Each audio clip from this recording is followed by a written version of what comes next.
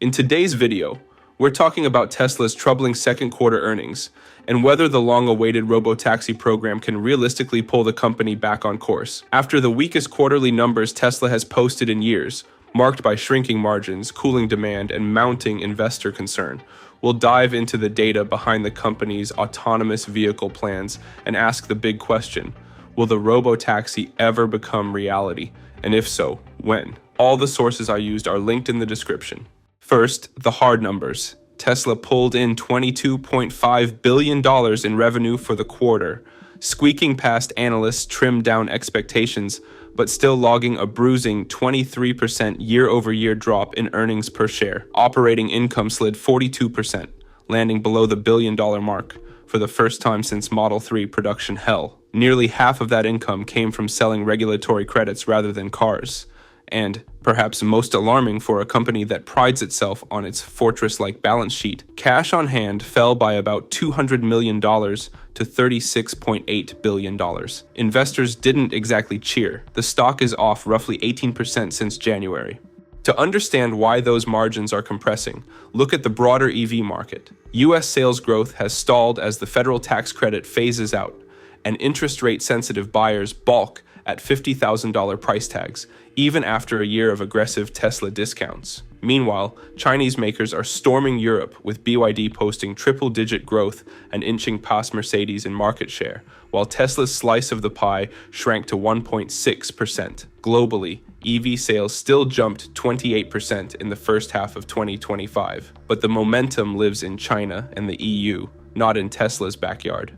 That backdrop explains why Elon Musk spent most of yesterday's earnings call talking not about cars, but about autonomy and AI. With a straight face, and yes, even Electrek's headline couldn't resist pointing that out, Musk declared Tesla's Robotaxi service will cover about half the US population by December. If you're wondering how a fleet that currently amounts to a small geofenced pilot in Austin can suddenly blanket the 50 largest metro areas, you're not alone. Analysts on the call were audibly skeptical, but Musk doubled down, promising a hyper-exponential rollout once regulators give the green light.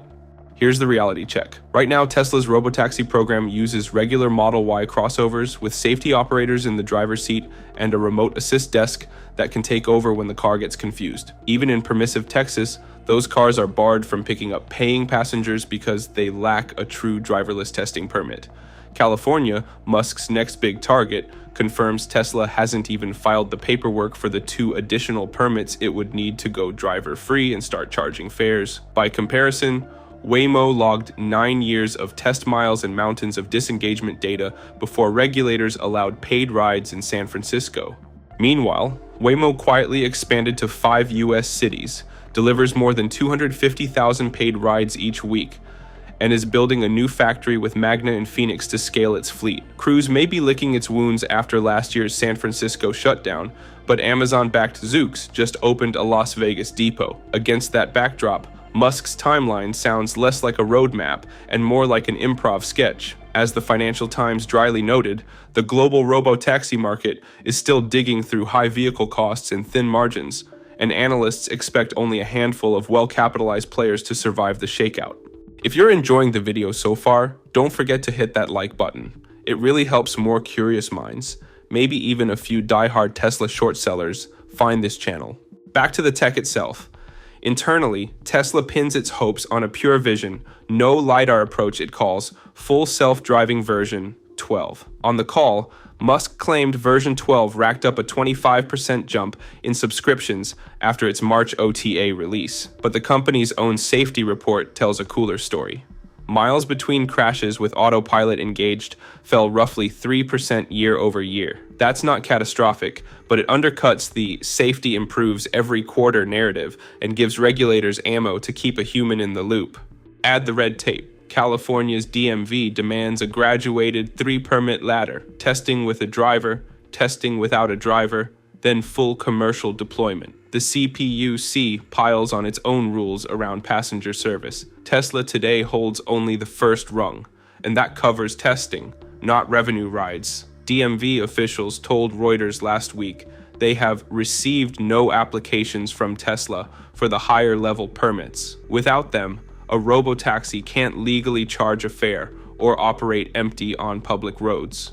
Then there's the economics. A single Model Y converted for fleet use cost Tesla about $42,000 to build. Even if you assume heroic utilization, say 80% uptime and 65,000 revenue miles a year, the car must pull in around $1.20 per mile just to match the lifecycle margin of a retail sale. Today, Waymo charges 90 cents to $2.50 per mile depending on the city, and those numbers rely on multi-$100 million subsidies from Alphabet. Toss in remote operator payroll, higher insurance premiums, and inevitable vandalism repairs, and the math starts to resemble an underwater Cybertruck pre-order spreadsheet. Investors looking for a safety net have turned their gaze to Tesla Energy and the Supercharger network. On that front, the news is less grim. Energy storage deployments hit 9.6 gigawatt hours in Q2, up 48% year to date, and analysts see megapack margins approaching mid-teens once the Lathrop and Shanghai lines hit steady state. Supercharger revenue also grew double digits as more legacy automakers switched to the NACS standard and started paying Tesla per kilowatt transit fees. It's not enough to offset shrinking vehicle margins yet, but it does show the brand can monetize its infrastructure in a way few rivals can match. Still, the elephant on the earnings call, besides a humanoid robot that remains firmly in the prototype stage, is profitability. Even if the Austin Robotaxi pilot scales to, say, 2,000 vehicles by December, the incremental revenue may not cover the continued price cut pressure in Tesla's retail lineup. Model 3 and Model Y demand in the US softens each time a rival launches a compelling $30,000 crossover, and Europe's tariff battle with China could snuff out what remains of Tesla's growth there if BYD's budget SUVs get only a mild import penalty while Fremont builds at California labor rates. Add in political headwinds. Donald Trump's newly re-elected White House is openly re-evaluating EV subsidies. Congress has scheduled the $7,500 federal credit to disappear for all buyers on September 30th, and trade negotiators are whispering about higher tariffs on batteries sourced outside North America. Musk, whose public spats with regulators and journalists have intensified, warned that rough quarters are ahead if Washington tightens the purse strings. That means Tesla must either rekindle vehicle demand with genuinely new products or lean harder on autonomy and AI, exactly where the Robotaxi narrative fits in. So, can the Robotaxi save Tesla? In the near term, probably not. The technology is advancing, no question, and Tesla's end-to-end neural net approach could someday yield a fleet that operates profitably without drivers or remote handlers. But the timeline Musk floated, blanket half the US in 5 months, collides with a regulatory slog that historically takes years. Waymo's cautious path suggests even deep-pocketed players need sustained testing, local goodwill, and meticulous safety data before state agencies sign off. Until Tesla shows that kind of evidence at scale, the Robotaxi is more lifeline in waiting than revenue engine.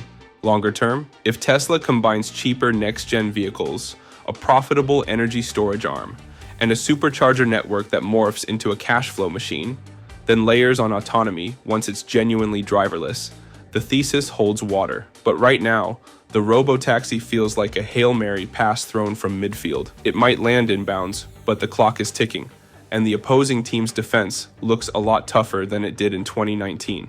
All sources are linked in the description, including a video about Vietnam going electric and banning all gasoline bikes. Thanks for watching, and I'll see you in the next deep dive.